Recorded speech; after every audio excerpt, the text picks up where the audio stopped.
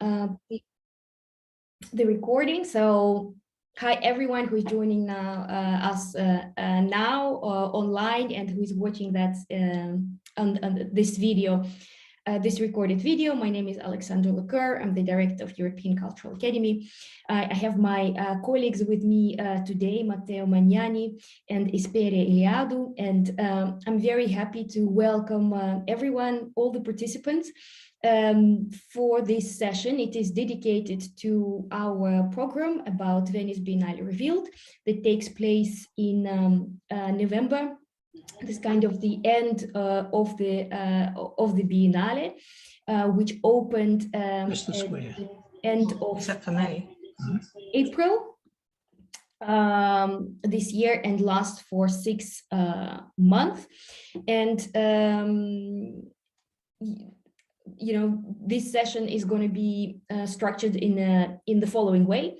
I will show you some slide guys about the Biennale, giving some more information about the event itself and about the course in Venice, and then I will ask some questions to Hesperia, who was the curator of the Malta National Pavilion for the 2019 editions of the previous Art Biennale. And then if we have time, you can ask your questions while my presentation. If you guys have some questions, please feel free to write them in chat, and then we'll have a look at them later. Does that work for everyone? Okay, great. All right, let me share the screen then. Let me see, how do I do that in the correct way? Sorry, I'm not very good at here we go.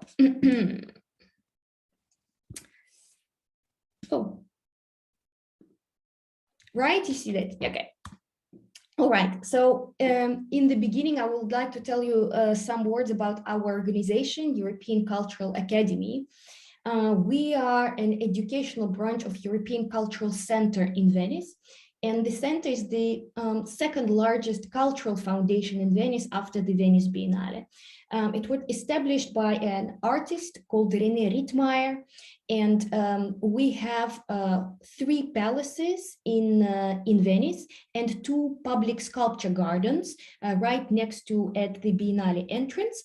And in these palaces and gardens, we organize exhibitions during Art and Architecture Biennale, and we also do a lot of events, including Venice Performance Art Week, symposia, conferences, workshops, and educational activities. And the Academy is responsible for the educational activities at ECC, European Cultural Center. We mostly do courses for professionals, artists, curators, gallerists who would like to make a next step in their artistic career, or who would like to learn more about Venice, its creative scene, and the Venice Biennale, and the ways to get involved in the exhibition, because it's not that transparent. It's a very old Italian foundation, so sometimes it's a little bit difficult to understand how one can participate or become a part of a national pavilion or the central exhibition. I see Hesperia is nodding. I think even for participants, it could be sometimes a little bit complicated to understand how that works. So we thought that it would be useful to share our experience in Venice in organizing this art project for the Biennale and during the Biennale. The Academy, we're not that small anymore. This year we have around 400 students that attend courses throughout all year. And in 2022, we ran 35 programs. We have opened a new branch in Amsterdam this year. And this year we have 3 programs in Amsterdam. We're very lucky to have palaces as locations for our courses. So on the photo, you could see at the top Palazzo Bembo, which we will visit during both courses. and it's right next to Rialto Bridge. And at the bottom, that's our main headquarters, Palazzo Michel on Strada Nova. It's a typical Gothic palace, and it's located right on the Grand Canal, which is a nice, which is a very nice location for Venice. And we're not a university, traditional university, because we do believe in experiential learning. So learning through projects, case studies, talking to people who are actually creating project curators, artists who are participating in the Biennale, and parallel event, to learn from them and be able to make those connections and ask questions from people who are involved in the event. And of course, during the programs, we talk about La Biennale di Venezia, and for a lot of people, it is actually a surprise that Biennale is not just a Biennale. There is an event, the show, which is very, very famous, but actually the La Biennale di Venezia, it's a foundation, and it includes Biennale d'Arte, Art Biennale, Architecture Biennale, Cinema, so the famous Venice Film Festival is also part of the Biennale. It takes place every year, so it's actually not a biennial in that sense. There's also a Biennale of Dance, which actually has been taking place the last 2 weeks in Venice. It's really amazing. It's a short event. It lasts only for a couple of weeks. Music Biennale, Theatre Biennale, and of course the foundation manages historical archives that include all the projects that were presented during the exhibition since its beginning. So it's a very big organization that actually runs very different events, but always taking place in Venice. And we discuss all that and those relations. And another thing that is a surprise for a lot of participants, that Biennale is actually a competition. So there is always a winner. The winner gets a golden lion. There are 2 golden lions, one for country. So US, this year it's Great Britain who got the golden lion. And then there is also best participant. So it's an individual award to an artist who is participating in the central exhibition. And then the silver lion goes to a promising young participant, and there's special mentions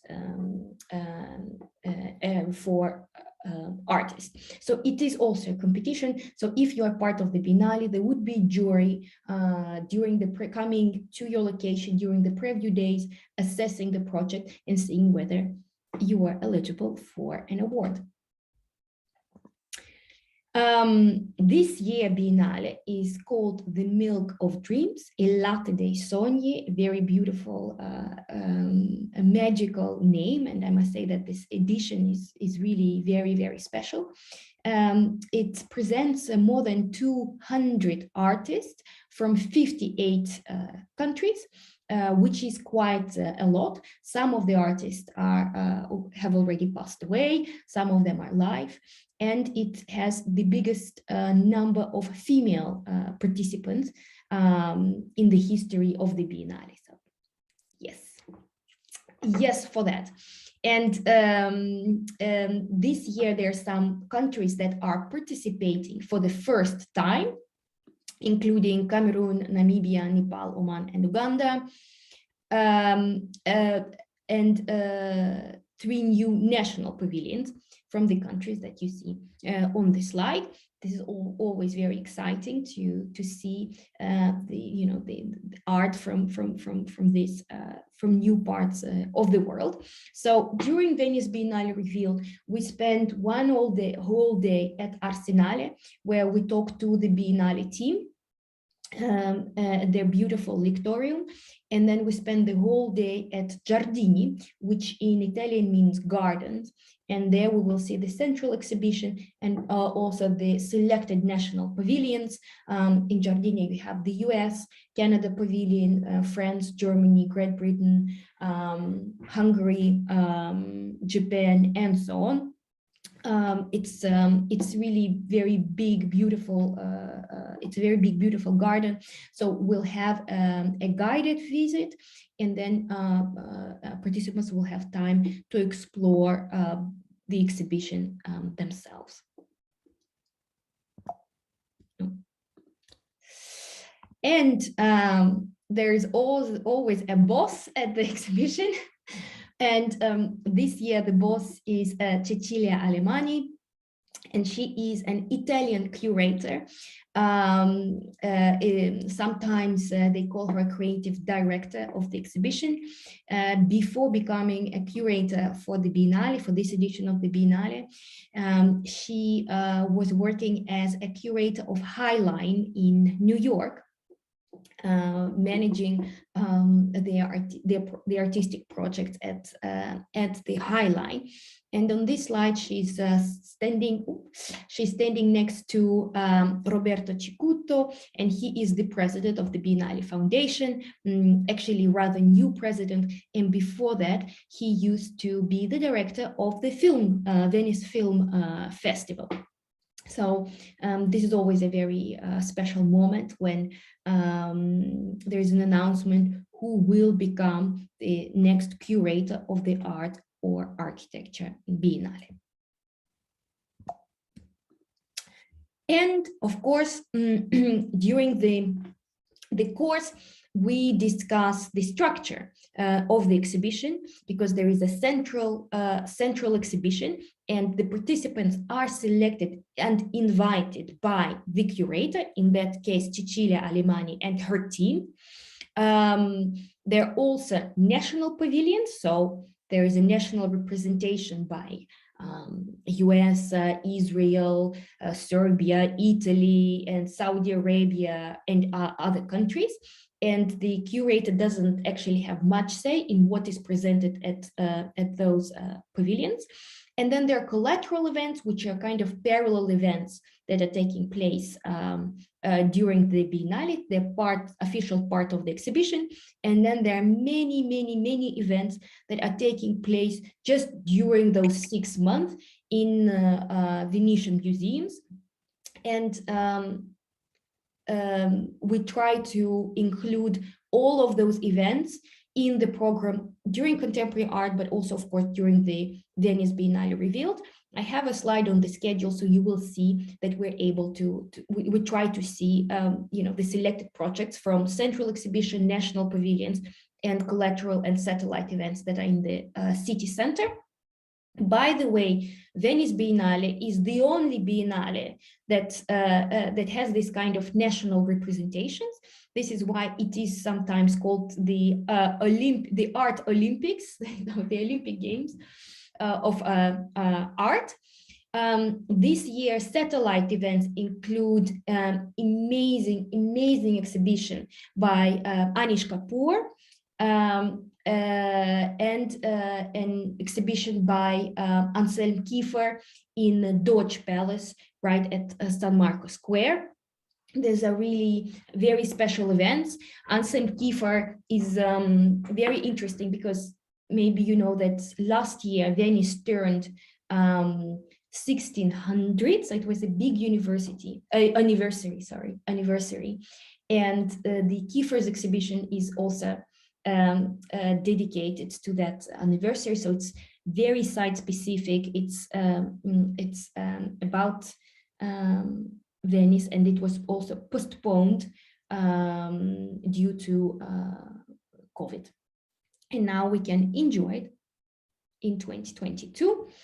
And so we talk about those beautiful things. We visit a lot of museums and art, but of course, as in any big event, there's also a bit of an ugly side, and we're very open in discussing these kind of things. So we talk about funding, who is paying for the national pavilions and the main exhibition, how it is managed, and we also talk about sustainability issues. Here on the photo, you see the central pavilion that was curated by architect Alejandro Aravena, and he actually collected all the materials that have been used for the previous Biennale and made a beautiful installation at the central pavilion. So you could see how much garbage, actually, how much extra material the exhibition produces. And unfortunately, it's still not all of it is being recycled, and it's not done by the Venice Biennale. So we also talked to a foundation, an NGO, which is called Re Biennale. You see the logo on the slide. And this is an NGO enthusiast who are working directly with national pavilions, collecting plywood, metal, and other materials used in the pavilions, in the project, and then they would offer them to the newcomers who participate the next year.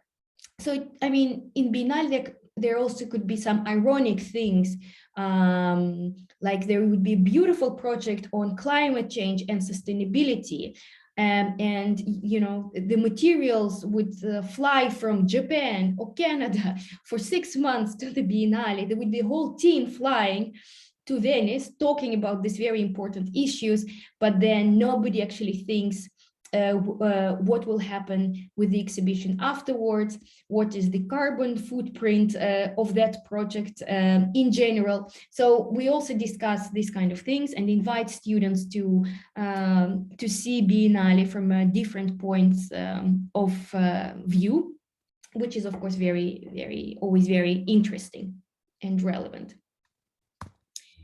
And this is actually my last slide, because I don't want to be talking for a long time today.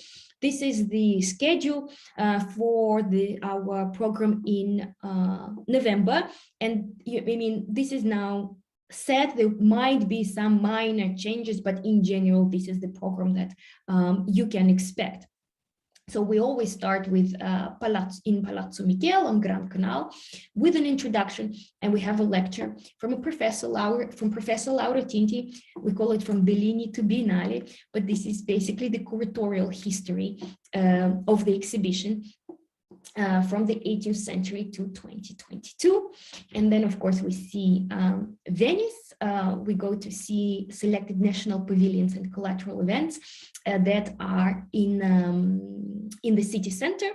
And we always go to Fondaco dei Tedeschi, which offers the best panoramic view in Venice, a beautiful project by Dutch studio OMA and Rem Koolhaas, who actually used to be the curator of the Architecture Biennale a couple of years ago. The next day is dedicated to organization and structure of the Biennale, so how to participate in Venice Biennale if you're an artist or curator, what is possible, how difficult it is, what is the timeline, funding, and things like that. And then we, of course, will talk to Hesperia, and she could share her experience from participating in the previous edition. And then the afternoon is dedicated to Giardini della Biennale, one of the main locations of the exhibition. On Saturday, we visit Arsenale. It's a big, what is the English word? Shipyard. It's like a huge a structure filled with art, overwhelming, but also amazing. And then there we meet the Biennale team. We have a guided visit to Arsenale, and then students have time to enjoy the exhibition themselves. And then on Sunday, I don't know how many of you know who Peggy Guggenheim was, but this lady has a very special place in Venetian art scene. So she was a niece of Solomon Guggenheim, with a Guggenheim collection in New York, of course. And we go to Palazzo dei Leoni, which was her house. And now it hosts one of the best collections of modern art in Venice and maybe in Europe. And the museum is quite small, and we have very good relationship with them. So we go there at 9 before the museum is open to public. So we'll have a private tour at Peggy Guggenheim collection, which is at her house, which is quite special. And by the way, we're doing the same with the contemporary art course. So for an hour, it's only going to be us enjoying the museum. And then my favorite part of the course, the discussion, the group discussion, to Biennale or not to Biennale. And here we want to hear from the participants what they think of the event, and see whether they find it sustainable, whether they find it relevant, whether they find that it's still the best format to present contemporary art from all over the world, or whether we should do something else, national versus international, artistic versus commercial, political versus individual art. So all those issues that will be coming up during our courses, during our visits.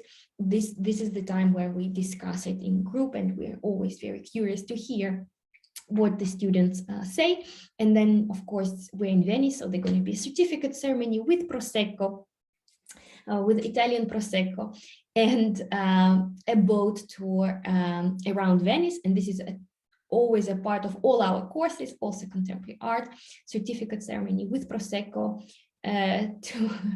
To this year, at the beginning of the season, Julia, our program manager, she bought 170 bottles of Prosecco for all the students. So we always enjoy that part with the students. And then there is a boat tour, and seeing the city from water gives you a completely different perspective. So it is also very nice to see San Marco, to see Peggy Guggenheim, Academia from the canal during the boat tour. It's a very nice wooden taxi boat that we arrange for the students. So this, I hope, gives you a peek into the course. Now, let me see if we have some questions. Oh, I seem to get cut off in instances. I hope it works later. It's you, Hesperia. I think now I see you very well. I can ask you to unmute. Hi. Hi. Yes, hi. You're joining. I'm so happy you're joining us. Thank you. So hi. Hello, everybody. Yes. So Hesperia gives the most fantastic lectures or Q&As about curatorial matters and creating art projects, also specifically in Venice. And today I just wanted to have this very open, flexible conversation. And I wanted to ask about your experience on working with Biennale in 2019 for the Malta National Pavilion. Okay. So actually my first question is, how did you get involved? How did you become the curator? Okay. So it's always a strange, let's say, path, but always very rewarding. And how did I get involved? Let's see. I have curated the inaugural exhibition for the European Capital of Culture. That was in 2017, and it was in my country. I come from Greece, and the next Capital of Culture in Europe was held in Malta. So actually, through this process, I met a lot of Maltese artists, and when the open call for Malta came along, I had them. Some of them contacted me and asked me if I could work along with them to present a proposal and participate, let's say, in this open call, this competition, because as when it comes to national pavilions, they are public projects. So usually they're not led by a private gallery. Sometimes a private gallery will collaborate with an official entity of a country, but as such, they are considered representatives of a nation. So it's kind of a public process. So as a public process in all the countries of the world, usually you get an open call because it's considered to be public money invested in art. So they need to do this competition. So that was that. Like I got together with them, and as curators usually do, like thought of a story to tell and what would be interested to present. And but I want to, if it's okay, Alexandra, I want also to involve. Could we involve also our audience? Let's say. Yeah. Yes, of course. Yes, so, of course. Let's say this moment, you're invited to curate a national pavilion. Where do you think you would draw your inspiration? So that is like the big question. The answer is personal every time, but I think whatever we do, our choices are really relevant to what is happening around us at a certain moment. So that is what I did. At that certain moment, the Mediterranean was a very, let's say,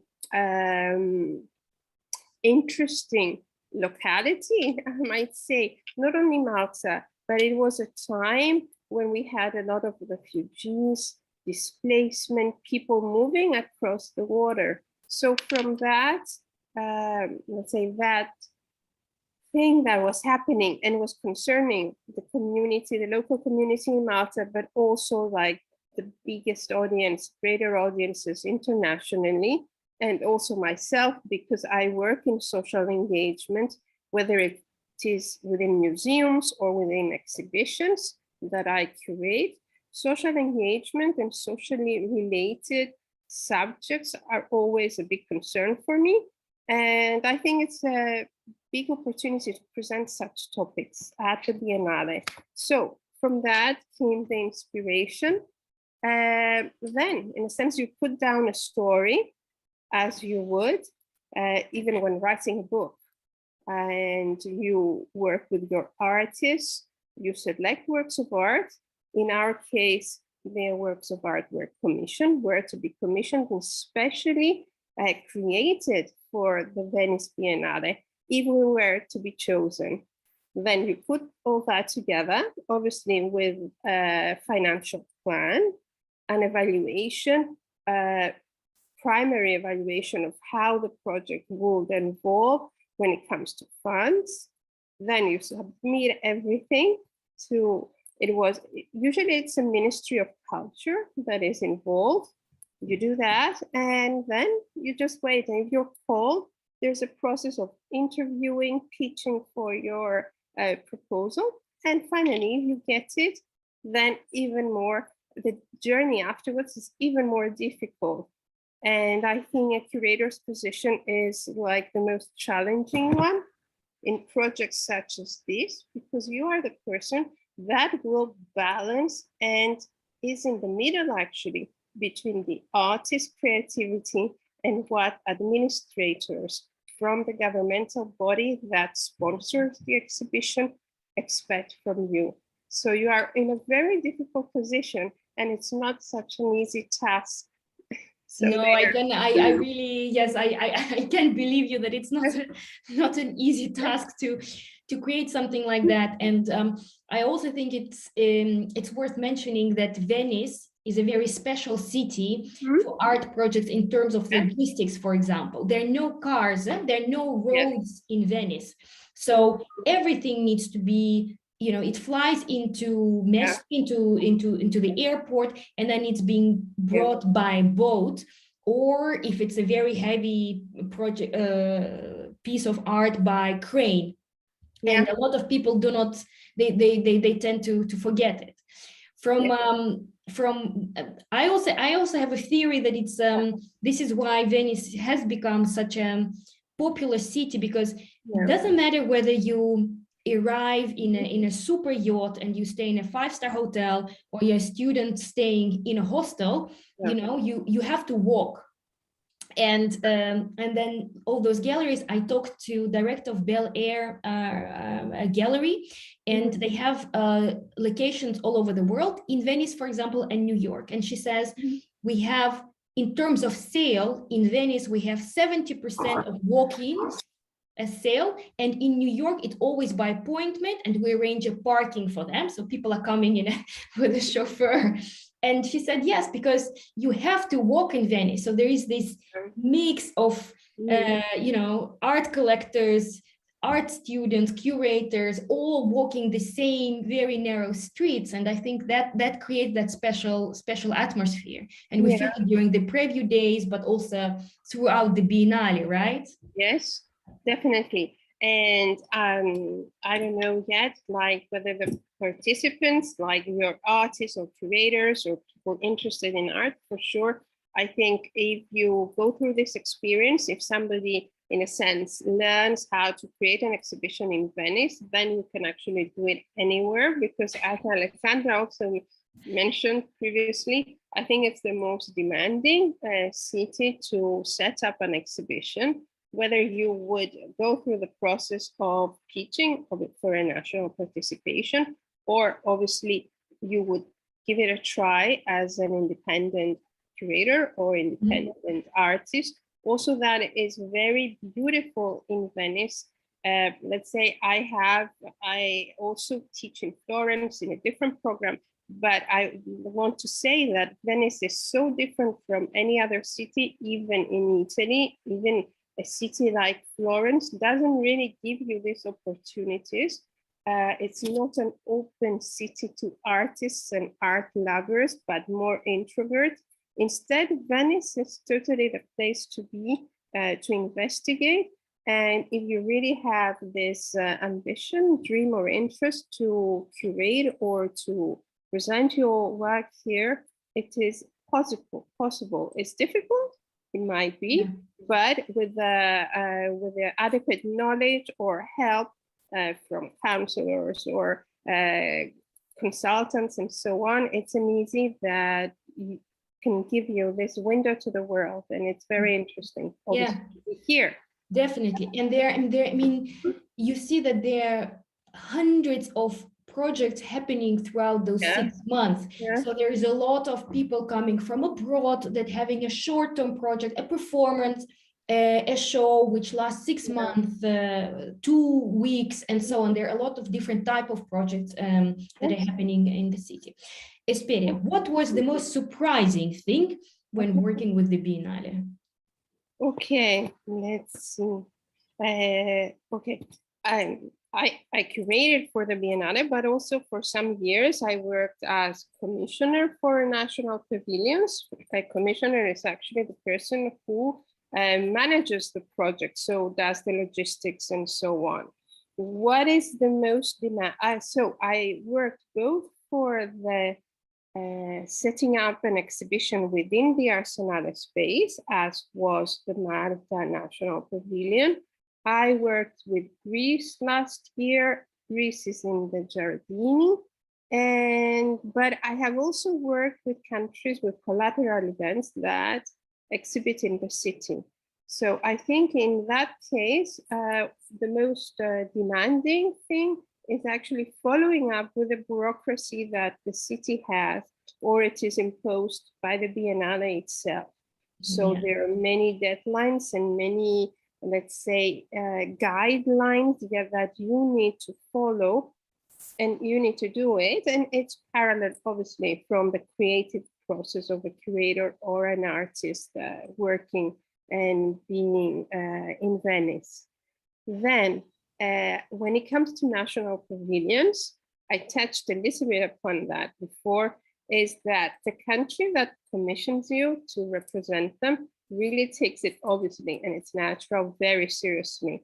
So you are in this very delicate position and you are presenting to the world. So you're also very exposed in a sense from one part is very beautiful. Your work will be seen by the world, but at the same time, you are dealing with local press, with critique, with many different kinds of even attacks at some time. You might get like emails or negative press that concerns politics or decisions you make. So everything is scrutinized, and it goes beyond what you as a creative are doing, because a lot of politics also are involved in the process, and you're there exposed, representing a country to the world.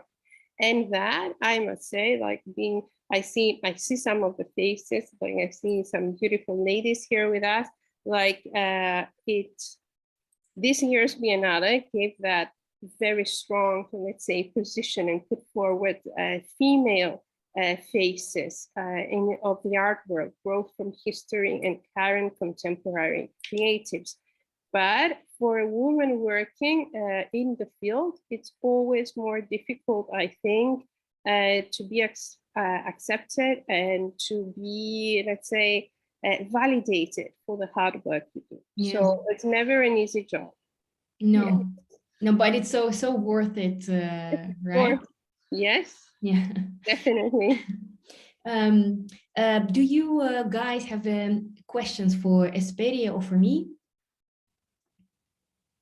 No? Okay. I actually have one question for you. I talked to Marta Godinho, who was the main artist representing Luxembourg Pavilion in Arsenal in 2019. And usually what happens is that, and it's also very interesting how the dynamic has changed throughout the years. Before, Biennale was kind of the pinnacle of your career, right? Yeah. You are there. Yeah. Now we see more and more young artists participating in the Biennale. They're different. I think it's wonderful. There are different reasons for this. One reason being that there are some galleries involved in the Biennale. So if they have a young artist, they like to have them in the Biennale because they know that after the exhibition, the price will double and triple. So, you know, sometimes there might be some commercial interest driving the participation of young artists, but any case, it's like, I talked to Marco and he said, I said, what was the impact of participating in the Biennale on your career?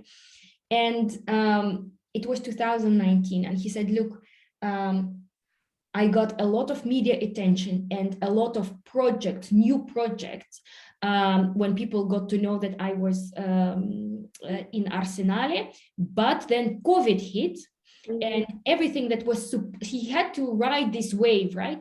And afterwards, he said, all the projects got canceled or postponed, and then it was not the same. So did you experience that it was like you were supposed to have more projects, and then because of COVID, it kind of slowed down? Yeah.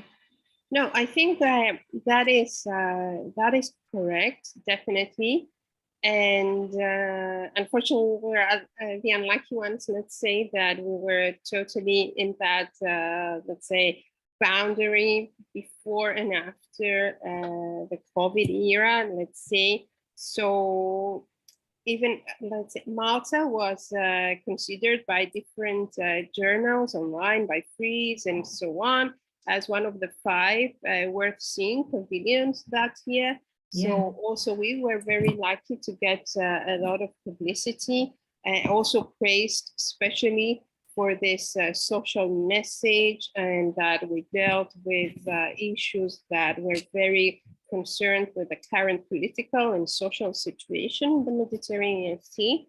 Also, I want to say that is something that we saw in the following years. This is also a debate whether national pavilions should exist, because as all the boundaries seem to be loosened, seem to be more elusive now in all things, there is this great debate, and let's say I'm publishing an article in the Biennial Foundation Journal this year, and it all refers to the question whether national pavilions should exist. And what I did, I wanted to present the Malta Pavilion as a pavilion of the Mediterranean Sea. So actually not representing a nation, but trying to touch upon the different realities, but also draw artists and different creatives that made out the team that realized the pavilion at the end from the whole of the Mediterranean region.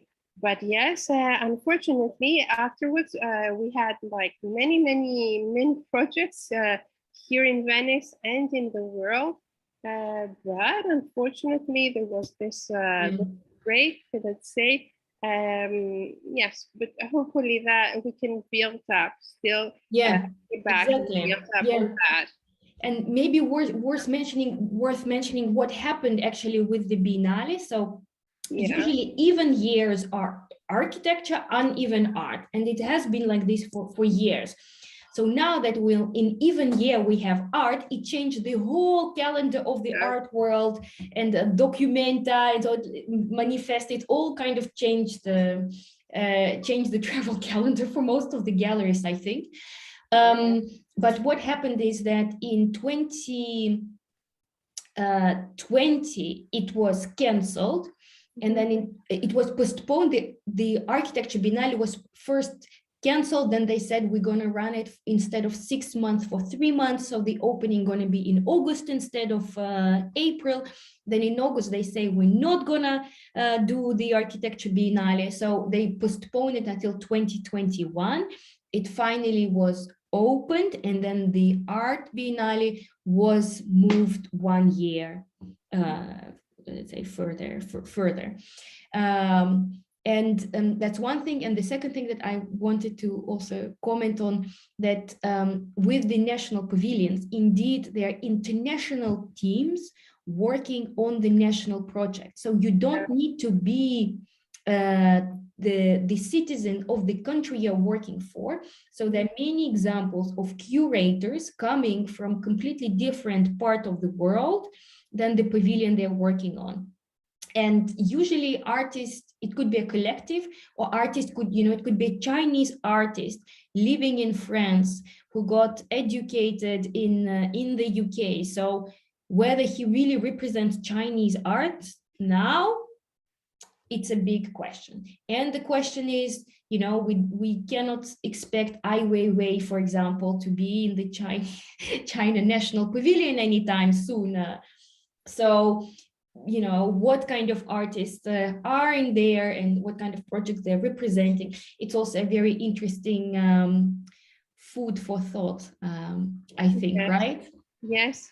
And Alexandra mentioned before, like a lot of young artists being promoted in this editions, but it's also good to see that this edition of the Biennale had like almost half of the artists presented are not with us anymore. So like Alemani's proposal has also this very educative, let's say, character.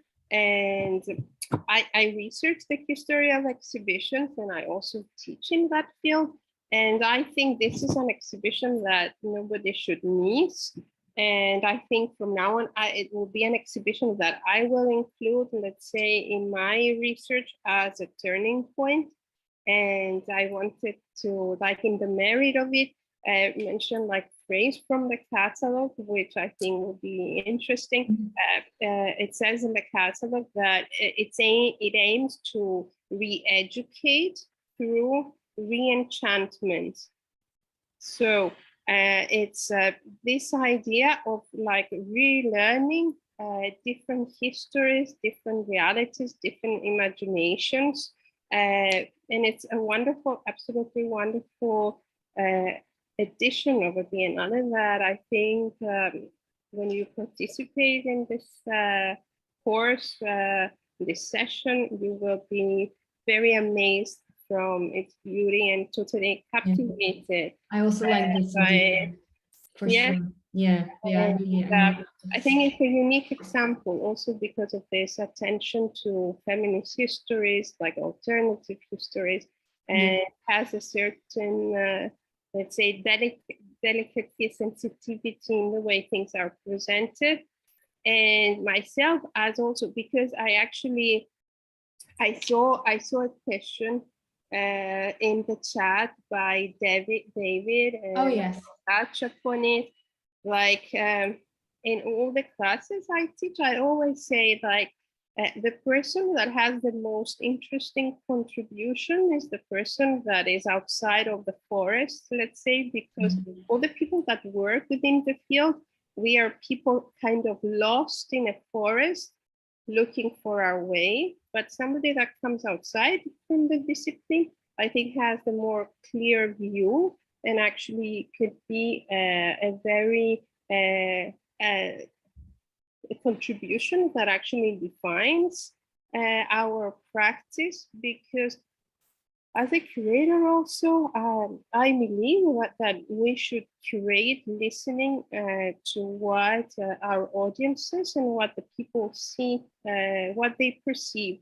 It's not so much an academic process of presenting the best work of art and so on, but mostly how you would present a story that's most engaging to everybody, not only the people that, let's say, are within the discipline. Exactly, I agree. So the question was, could you elaborate a bit more about the profile of the participants of the program? Is it a good fit for someone with no professional art experience, or I can prepare myself to get the most from the program?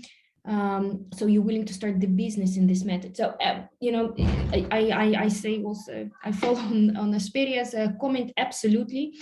So we always have a very diverse group of participants. I think half of them are professionals, so artists, curators, gallerists, art consultants. We also have some students, not a lot, but some art students, usually doing their masters already in museum studies, history of art, fine arts, and subjects like that. But we also have art lovers and art collectors who are joining us, and for them it is an opportunity to learn about the Biennale, have interesting conversations about what is going on in the contemporary art world. And you know, the course is structured in a way that all levels could benefit. So it's not a problem if you don't have a professional art experience. The program is open to everyone, and it's interesting to see what kind of projects you're going to do, because we have participants who, you know, also coming from different disciplines. Actually, in the art course that starts in a couple of weeks, we're going to have Steven Weinberg, who is alumni. So he did the course, contemporary art course, with us in 2020. He is a CFO of a very big investment fund, and he wanted to be an artist all his life. So he decided to do, he's now an NFT artist. So he created already 3 NFT projects. And with the Academy, it was his first project. So we helped him with conceptual statement, production, and things like that. And then he just, you know, can do projects independently. So we'll hear from Steven and his journey as well.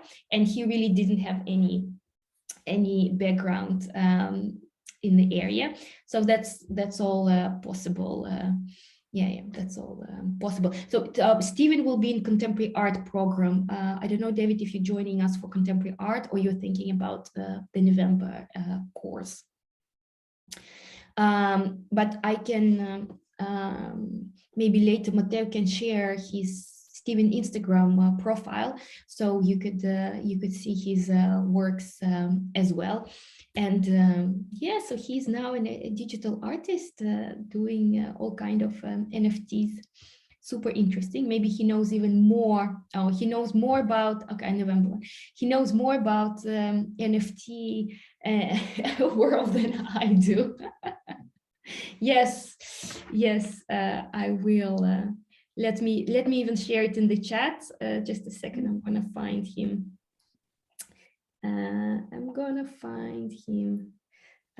Here. So that's so we get non-professional. It's Stevie.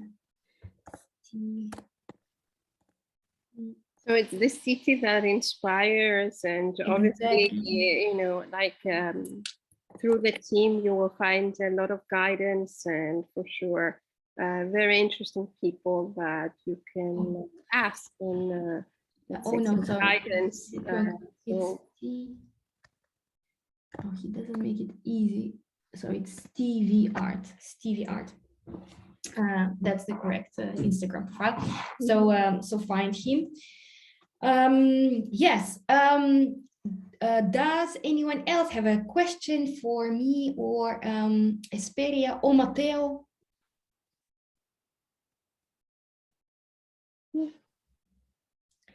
All right. Nancy. No, I was going to say this is just logistical, but I can email just about, you know, arriving and getting there and all that. So yeah, I think Matteo will be happy. Yeah, Nancy, you can. Yeah, we have each other contacts, Nancy. You can email us. Probably you also have our my WhatsApp contact. So as it works better for you. Okay, thanks. And Hesperia, so what are you working on now? So you're teaching, and what projects are you working on now? All right. Mostly I am a museums person, so I enjoy doing exhibitions in museums as well. I find working with historical collections very interesting and trying to give them this contemporary, let's say, interpretation. So I am working on an exhibition of Byzantine manuscripts that will be held in San Marco Square at St. Mark's Library, the Marciana Library, in the end of August. So there's the International Byzantine Scholars Conference. So we're trying to, I'm doing that exhibition within the Sansovino room, which is like an absolutely beautiful Renaissance architecture room, trying to present, let's say, manuscripts in a contemporary way, let's say, for contemporary audiences. So that is the most, like, something that comes up now. But then for next year, we're preparing also for the Architecture Biennale right now. So a lot of things, and I teach, as I said. Yes.